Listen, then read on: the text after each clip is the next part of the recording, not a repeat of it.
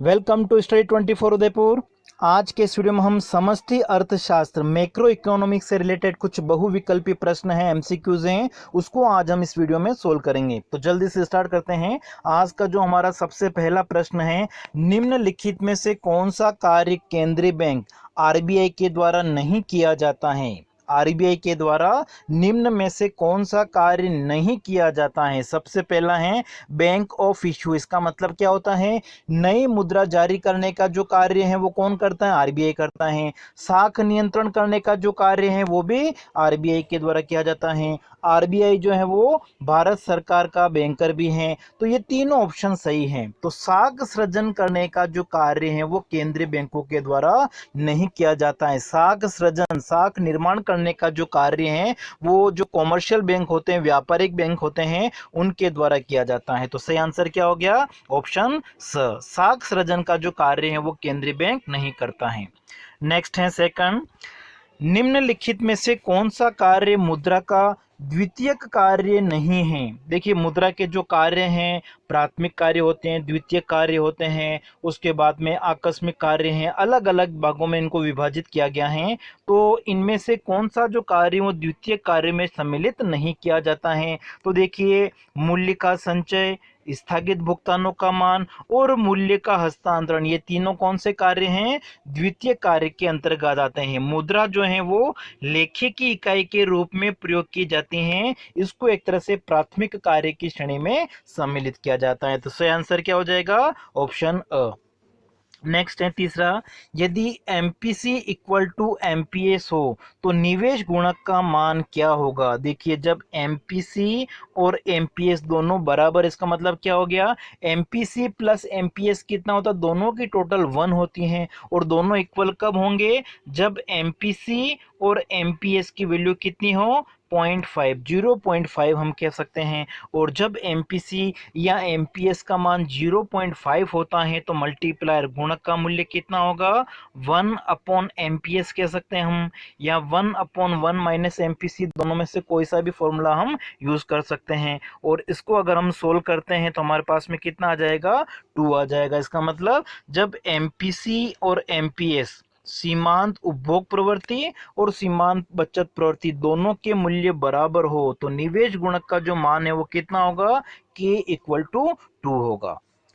Next है fourth, राज्य सरकारों को ऋण निम्न में से किसका भाग है। देखिए, केंद्र सरकार राज्य सरकारों को जो ऋण देती हैं वो एक तरह से जो केंद्र सरकार की परिसंपत्तियों को दर्शाता है। इसलिए हम कह सकते हैं कि राज्य सरकारों को जो ऋण दिया जाता है वो एक तरह से पूंजीगत व्यय के अंतर्गत सम्मिलित किया जाएगा।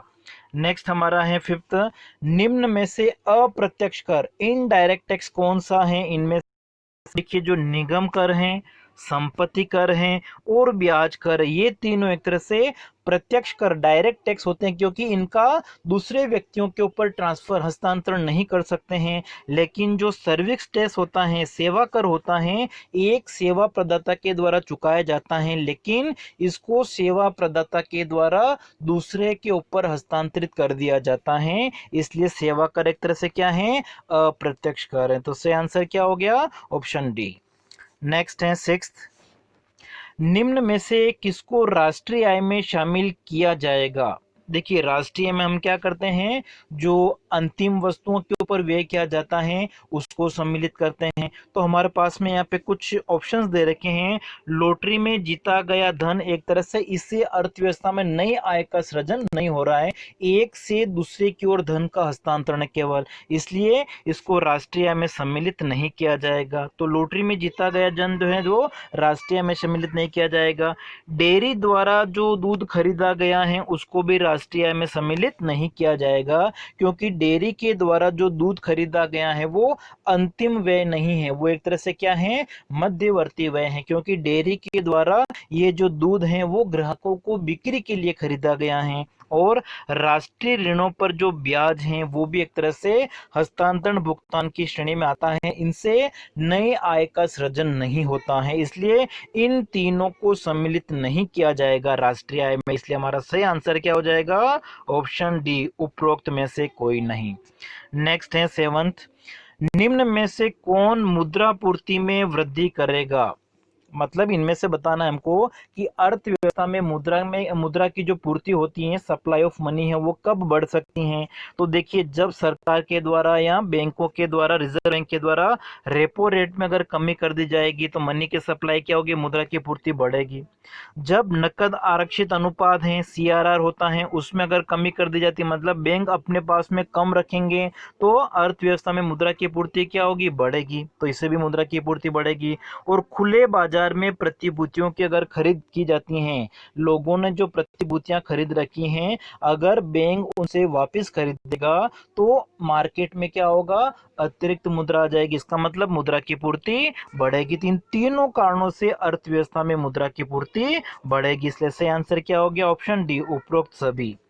नेक्स्ट है हमारा 8th, मांग जमाएं होती हैं। तो मांग जमाएं किससे कहा जाता है, ऐसी जमाएं जो लोगों के द्वारा बैंकों में जमा कराई जाती हैं, लेकिन जब उनको आवश्यकता होती है मांगने पर वापस निकलवाई जा सकती हैं। तो हमारा जो सही आंसर है वो क्या हो जाएगा, ऑप्शन सी। जमाएं जो मांगने पर निकलवाई जा सकती हैं उनको क्या कहा जाता है, डिमांड डिपॉजिट्स, मांग जमाएं कहा जाता है।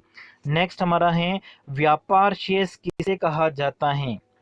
ठीक है, ट्रेड बैलेंस की बातें। तो देखिए, व्यापार शेष की जब हम बात करते हैं तो वस्तुओं का जो आयात निर्यात किया जाता है, उसका अंतर वस्तुओं के निर्यात और वस्तुओं के आयात। वस्तुएं एक तरह से क्या होती हैं, दृश्य मध्य होती हैं। तो दृश्य मध्यों के निर्यात और आयातों के अंतर को एक तरह से हम क्या कहेंगे, व्यापार शेष कहेंगे। इसलिए हमारा जो सही आंसर है वो क्या हो जाएगा, ऑप्शन बी। और जब हम भुगतान शेष की बात करते हैं, बैलेंस ऑफ पेमेंट की, तो उसमें दृश्य मदों को भी लेते हैं और अदृश्य मदों को भी लेते हैं। लेकिन व्यापार शेष में केवल वस्तुओं, केवल दृश्य मदें जो विजिबल आइटम्स होते हैं, उनका एक्सपोर्ट और इंपोर्ट ही लिया जाएगा।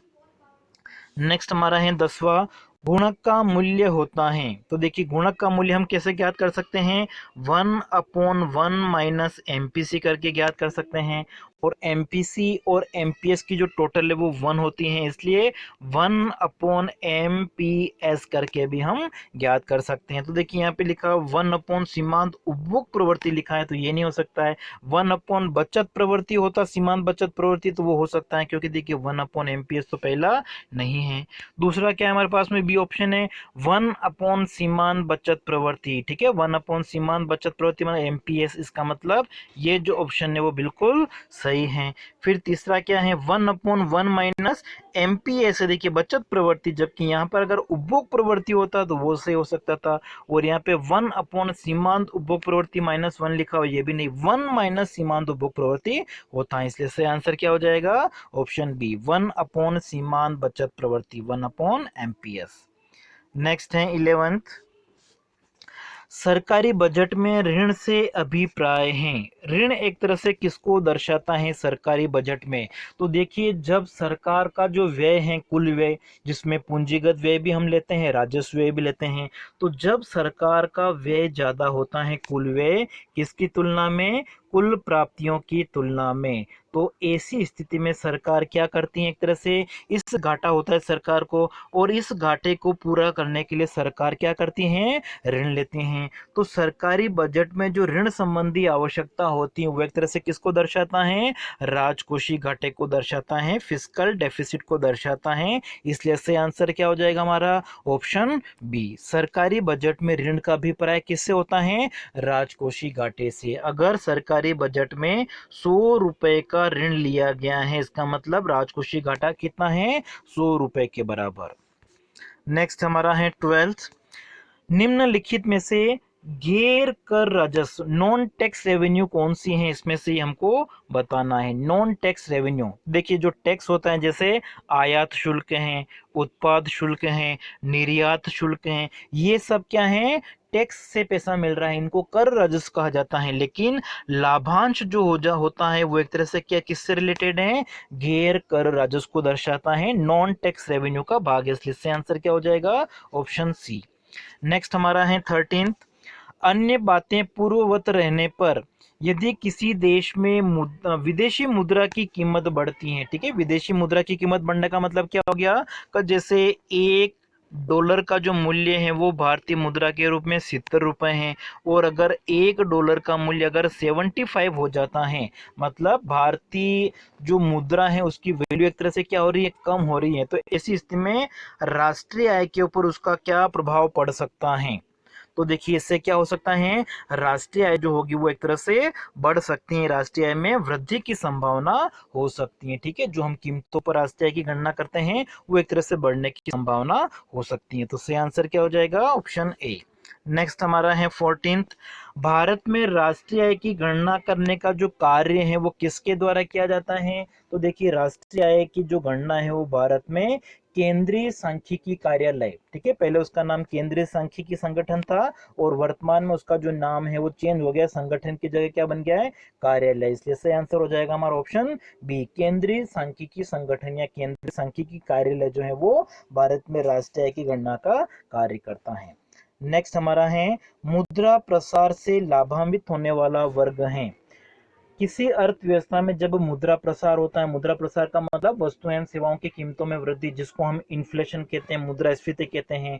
तो मुद्रास्फीति की स्थिति में जो ऋणी वर्ग होता है उसको एक तरह से लाभ होता है। कैसे लाभ होता है, तो देखिए ऋणी वर्ग जो है उनके द्वारा जो पैसा उधार लिया गया है, माना कि जैसे हम कहें कि एक व्यक्ति है उसने 2015 में 1,000 रुपए किसी से उधार लिए हैं और 2020 में, ठीक है, मुद्रा प्रसार की स्थिति आ गई है, इन्फ्लेशन जब वापस उसको चुकाना है 2020 में वो पैसा, तो देखिए 2015 में जब उसने उधार लिया था तो मुद्रा की जो क्रय शक्ति थी 1,000 रुपए से जो चीजें वो खरीद सकता है क्रय शक्ति ज्यादा थी, लेकिन 2020 में कीमतों के बढ़ने से क्रय शक्ति क्या हो गई है, कम हो गई। मतलब 1,000 रुपए में जितनी वस्तुएं वो 2015 में खरीद सकता था उतनी वस्तुएं वो 2020 में नहीं खरीद सकता है। इसका मतलब जिसने पैसा उधार दिया है उसको तो हानि हो रही है, लेकिन जिसने उधार ले रखा था ऋणी वर्ग को एक तरह से क्या होता है, लाभ होता है। इसलिए सही आंसर क्या हो जाएगा, ऑप्शन बी।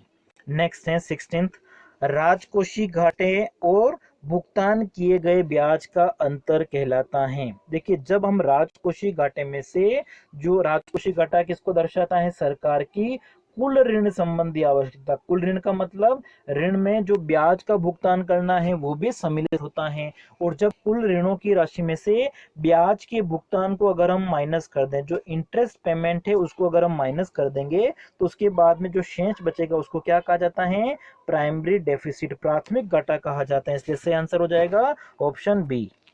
नेक्स्ट है 17, 17वां, चक्रीय प्रवाह के अंतर्गत निम्नलिखित में से कौन शामिल होता है। देखिए राष्ट्रीय आय के चक्रीय प्रवाह की अगर हम बात कर रहे हैं, चक्रीय प्रवाह में 2 सेक्टर मॉडल, द्विक्षेत्रीय अर्थव्यवस्था भी हम ले सकते हैं, 3 सेक्टर मॉडल होता है, 4 सेक्टर हो सकता है। तो सिंपल अगर हम द्विक्षेत्रीय अर्थव्यवस्था 2 सेक्टर मॉडल की अगर हम बात करें तो जो राष्ट्रीय आय का प्रवाह होता है वो 2 तरीके से होता है। एक तो होता है वास्तविक प्रवाह, ठीक है, वस्तुओं और सेवाओं के रूप में जो प्रवाह हो रहा है उसको क्या कहा जाता है, वास्तविक प्रवाह, और बदले में मुद्रा के रूप में जो भुगतान किया जाएगा वो मौद्रिक प्रवाह होता है। तो चक्रीय प्रवाह के अंतर्गत कौन कौन शामिल होता है, मौद्रिक प्रवाह भी होता है और मौद्रिक और वास्तविक दोनों प्रवाह होते हैं। इसलिए हमारा सही आंसर क्या हो जाएगा, ऑप्शन अ और ब दोनों सही हैं।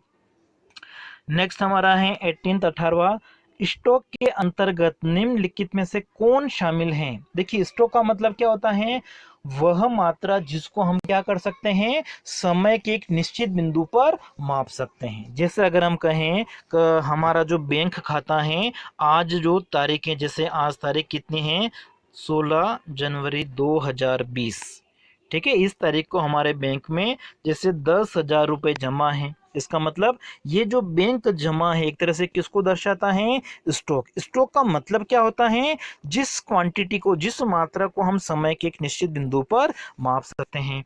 तो अर्थव्यवस्था में मुद्रा की जो मात्रा चलन में है उसको समय के निश्चित बिंदु पर माप सकते हैं। धन संपत्ति जो होती है उसको भी समय के एक निश्चित बिंदु पर मापा जा सकता है। किसी गोदाम में रखे गए गेहूं की मात्रा को भी हम समय के एक निश्चित बिंदु पर माप सकते हैं। तो ये सारे जो है वो एक तरह से किसको दर्शाता है, स्टॉक। इसलिए हमारा जो सही आंसर है वो क्या हो जाएगा, ऑप्शन द। नेक्स्ट है 19वां, प्रवाह के अंतर्गत निम्नलिखित में से कौन शामिल है। अब देखिए प्रवाह का मतलब क्या होता है, जिस मात्रा को हम समयावधि पीरियड ऑफ टाइम में मेजर करते हैं, मापते हैं। समयावधि का मतलब जैसे प्रतिदिन हो सकता है, प्रति महीना हो सकता है, प्रति वर्ष हो सकता है, प्रति घंटे हो सकते हैं। तो जब हम समयावधि में मापते हैं तो समयावधि में मापी जाने वाली मात्रा को एक तरह से क्या कहा जाएगा, प्रवाह कहा जाएगा, फ्लो कहा जाएगा। तो देखिए जो उपभोग है, उपभोग की गणना हम एक दिन या एक वर्ष के आधार पर करते हैं। निवेश की गणना भी एक वर्ष की अवधि के आधार पर की जाती है सामान्यतया। आय जो है उसको भी हम प्रतिदिन के हिसाब से, कि एक व्यक्ति प्रतिदिन उसको इतनी मजदूरी मिलती है, या प्रति माह उसको इतनी सैलरी मिलती है, वेतन मिलता है, या प्रति वर्ष का उतना इसका पैकेज है। तो प्रवाह में तीनों बातें सम्मिलित की जाएगी, क्योंकि इसको हम क्या करते हैं, समयावधि प्रतिदिन के हिसाब से, प्रति माह के हिसाब से, प्रति वर्ष के हिसाब से मापते हैं। इसलिए सही आंसर हो गया ऑप्शन द। नेक्स्ट हमारा है 20वां, वास्तविक प्रवाह के अंतर्गत निम्नलिखित में से कौन शामिल हैं। देखिए राष्ट्रीय आय का जो चक्रीय प्रवाह होता है उसके दो भाग हैं, एक तो होता है वास्तविक प्रवाह और दूसरा होता है मौद्रिक। वास्तविक प्रवाह का मतलब क्या हो गया, एक क्षेत्र के द्वारा दूसरे क्षेत्र को वास्तव में जो वस्तुएं हैं, या तो वस्तुओं का या साधनों को दिया जाता है, साधनों की जो सेवाएं हैं वो दी जाती हैं। तो वस्तुओं का जो लेन देन एक क्षेत्र के द्वारा, जैसे जो पारिवारिक क्षेत्र है, हाउस होल्ड सेक्टर है, वो क्या करता है, उत्पादक क्षेत्र को, प्रोड्यूसर सेक्टर को साधन सेवाएं उपलब्ध कराता है। तो ये क्या है, वास्तविक है। इसी तरीके से जो उत्पादक है वो उपभोक्ताओं के लिए क्या करता है, वस्तुएं उपलब्ध कराता है। तो ये एक तरह से किसको दर्शाता है, वास्तविक प्रभाव को दर्शाता है। जबकि मौद्रिक प्रभाव का मतलब क्या है, मुद्रा के रूप में जो भुगतान किया गया है, जैसे साधन सेवाएं प्राप्त की जाती हैं उत्पादकों के द्वारा, तो उत्पादकों द्वारा बदले में उनको जो सैलरी दी जाएगी, वेतन दिया जाएगा, जो भी भुगतान किया जाता है वो क्या है, मौद्रिक प्रवाह है। इसी तरीके से जो उपभोक्ता हैं वो उत्पादकों से वस्तुएं खरीदते हैं, तो वस्तुएं खरीदने के बदले में जो भी भुगतान करेंगे उसको हम उपभोग व्यय कहते हैं। तो उपभोग व्यय किस में आएगा, मौद्रिक प्रवाह में आएगा। तो वास्तविक प्रवाह के अंतर्गत हम किसको शामिल करते हैं, वस्तुओं का जो प्रवाह होता है, सेवाओं का जो प्रवाह होता है, इन दोनों को हम सम्मिलित करेंगे। इसलिए सही आंसर क्या हो जाएगा, ऑप्शन स। और यहाँ पे अगर मौद्रिक प्रवाह पूछा होता तो मौद्रिक प्रवाह में क्या होता, उपभोग व्यय आ जाता, साधनों को जो भुगतान किया जाता है, लगान, ब्याज, मजदूरी, लाभ के रूप में, ये एक तरह से क्या है, मौद्रिक प्रवाह है। तो आज की वीडियो में हम इतना ही। नेक्स्ट वीडियो में हम और भी जो एमसीक्यूज हैं उनको हम सोल्व करेंगे।